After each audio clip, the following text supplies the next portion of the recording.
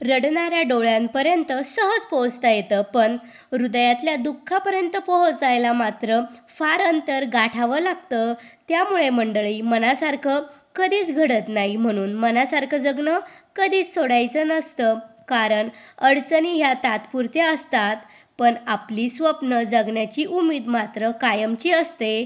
जीवनात एक गोष्ट हमेशा लक्षात ठेवायची मैत्रिणींनो, हमेशा आपण एक शब्द कधीच बोलायचा नाही. हे कमी, ते कमी, कमी कमी हा शब्द पुन्हा पुन्हा कधीच बोलायचा नाही. नाहीतर मग हा शब्द आपण सारखा बोलतो ना, तर आपल्या नशिबात पण कमीच मिळतं. त्यामुळे आपण कमी हा शब्द कधीच बोलायचा नाही. आपण जे सारखं बोलतो, जे मनामध्ये विचार करतो ना, आपल्याला वाटतं कोणालाच माहिती नाही, पण युनिवर्सला माहिती असतं. ते युनिवर्सला ते आपोआप समजतं. आपण जे विचार करतो, सारखं बोलतो, त्याच गोष्टी आपल्या आयुष्यात घडतात. त्यामुळे नेहमी पॉझिटिव्ह बोलायचं आणि पॉझिटिव्ह विचार करायचा, म्हणजेच आपल्या आयुष्यात सुद्धा पॉझिटिव्ह घडेल. नमस्कार मंडळी, मी वैष्णवी आपलं सर्वांचं एका नवीन व्हिडिओमध्ये अगदी मनापासून स्वागत करते. तर मंडळी, आज आपल्याला दिवाळीसाठी घर एकदम छान असं स्वच्छ धुवून घ्यायचं आहे, भांडे स्वच्छ घासून घ्यायचे आहे.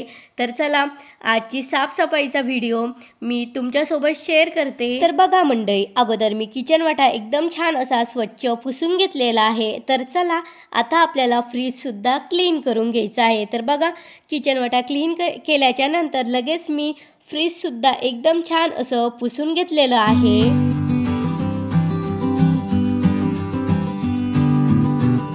तर मंडळी, आता आपल्याला किचन रूम क्लीन करायचा आहे. त्यामुळे किचन रूममध्ये जेवढा पण पसारा होता तो सर्व आम्ही इथे हॉलमध्ये आणून ठेवलेला आहे. तुम्ही बघू शकता, या प्रकारे सर्व पसारा आम्ही हॉलमध्ये आणून ठेवलेला आहे. तर चला, आता सुरुवात करूया रूम क्लीन कर. तर बघा मंडळी, अगोदर मी बकेटीमध्ये सोड्याचं पाणी करून घेतलेलं आहे आणि सर्व रूममध्ये सोड्याचं पाणी घातलेलं आहे. आता आपण खराट्याच्या मदतीने रूम एकदम छान अशी क्लीन करणार आहोत. नव्या उत्साहाने आपण सगळे मिळून साफसफाईला सुरुवात केली आहे. दिवाळी जवळ आली की घरच नाही तर मन सुद्धा स्वच्छ करायचं, म्हणजे फक्त घराची तयारी नाही, तर ही लक्ष्मी मातेची स्वागताची पहिली पायरी आहे. घरात प्रकाश, आनंद आणि शांती राहो, सगळ्यांच्या आयुष्यात नवे रंग फुलो, अशीच भावना ठेवून आपण प्रत्येक कोपरा स्वच्छ करत असतो.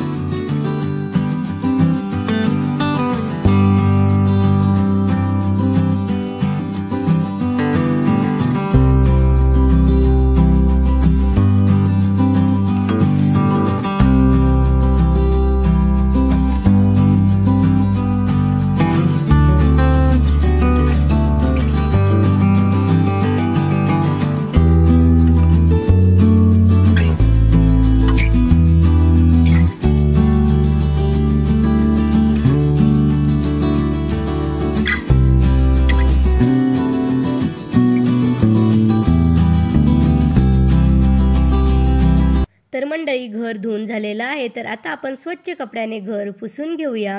प्रत्येक वेळी जेव्हा आपण घर पुसतो तेव्हा फक्त कपड्यांसोबत धूळ नाही, तर आपल्या आयुष्यातील थोडी चिंता, थोडी थकवा, नकारात्मक ऊर्जासुद्धा निघून जाते.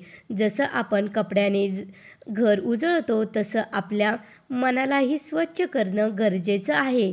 स्वच्छ घर म्हणजे स्वच्छ मन, आणि स्वच्छ मनातच खरी लक्ष्मी माता वास करते. तर बघा, आपलं घर पुसून झालेलं आहे. तर आता आपल्याला रॅकवरती पेपर टाकायचे आहेत. हे काम छोटं वाटतं, पण यात खूप मोठा अर्थ दडलेला आहे. जुनं काढून नवं लावणं म्हणजे फक्त घर सजवणं नाही, तर आपल्या आयुष्यात नव्या विचारांना, नव्या संध्यांना आणि नव्या आनंदाला जागा देणं आहे. जसं पेपर रॅकवर बसतो आणि सगळं स्वच्छ ताजं दिसतं, तसंच आपल्या मनालाही कधी कधी नवा पेपर लावतो. जुने दुःख, तक्रार, थकवा पुसून टाकण्यासाठी. हा पेपर म्हणजे लक्ष्मी मातेचं स्वागतपत्र आहे. रॅकमध्ये जिथे आपण वस्तू ठेवतो तिथे सुख, समाधान आणि समृद्धी टिकून राहते. जसा हा नवा पेपर जुन्याला झाकतो तसंच माझ्या जीवनात नवा प्रकाश, नवी उमेद आणि नवे सौख्य भरून दे.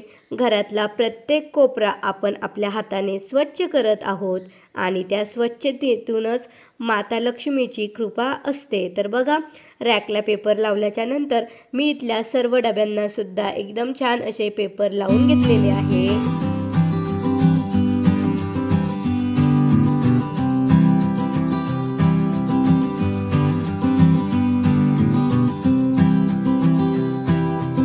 तर मंडळी, आपलं घर धुवून झालेलं आहे, घर पुसून झालेलं आहे, रॅक पुसून झालेला आहे, रॅकवरती सुद्धा पेपर लावून झालेले आहे, डब्यांना सुद्धा पेपर लावून झालेले आहे. तर आता आपल्याला भांडे एकदम छान असे लावून घ्यायचे आहेत. स्वच्छता पूर्ण झाली तर घर उजळतं आणि आता वेळ झाली आहे भांडे लावण्याची, म्हणजेच लक्ष्मी मातेची स्वागत करण्याची. हे भांडे म्हणजे फक्त काही धान्य, नारळ, फुलं, दिवे एवढेच नाही, तर हे आपल्या मनातील कृतज्ञतेचे प्रतीक आहे. आपल्याला जे काही मिळालंय, घर, कुटुंब, आनंद, समाधान, त्याबद्दल देवांचा आभार मानण्याचा हा क्षण आहे. जसं आज हे घर उजळलंय तसंच तुझ्या कृपेने आमच्या आयुष्यही उजळू दे. प्रत्येक कोपऱ्यात सुख, शांती, प्रेम आणि लक्ष्मी मातेचा वास राहू दे. लक्ष्मी माता येते तेव्हा घरात फक्त दिवे नाही तर आपल्या विचारांमधली सकारात्मकता सुद्धा उजळून निघते. तर तुम्ही बघू शकता, या प्रकारे मी सर्व भांडे एकदम छान असे सेट केलेले आहे आणि तुम्ही बघू शकता किती सुंदर असे आपलं घर वाटत आहे. तर चला आता आपण देवघरामध्ये सुद्धा देव एकदम छान असे सेट करून घेऊ. तर देवघर मी अगोदरच स्वच्छ कपड्याने पुसून घेतलेला आहे आणि देवघरामध्ये सुद्धा लाल कलरचा कपडा टाकलेला आहे. स्वामी समर्थ महाराजांची पूजा मांडणी केलेली आहे आणि आता आपल्याला देवांसुद्धा एकदम छान असे ठेवून घ्यायचे आहे. तर बघू शकता, या प्रकारे मी देवसुद्धा एकदम छान असे ठेवून घेतलेले आहे आणि तुम्ही बघू शकता आपलं देवघरसुद्धा किती छान असं वाटत आहे. एकदम शांत आणि एकदम सुंदर असं आपलं देवघर मी सेट करून घेतलेलं आहे. देवघर सेट झालं की आता मला इकडं कपाटसुद्धा एकदम छान असा सेट करायचा होता. तर बघा, अगोदर मी कपाटामधले सर्व जे कपडे होते ते सर्व एक एक करून खाली काढून घ्यायचे आहे.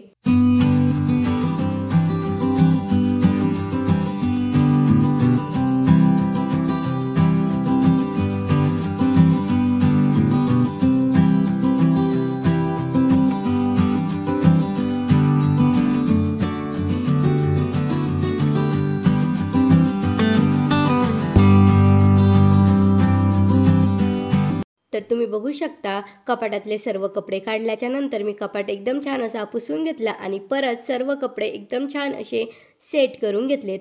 तर मंडळी, अशा प्रकारे आपली दिवाळीची सर्व साफसफाई झालेली आहे. तर चला इथेच थांबूया, भेटूया नेक्स्ट व्लॉगमध्ये. तोपर्यंत बाय बाय.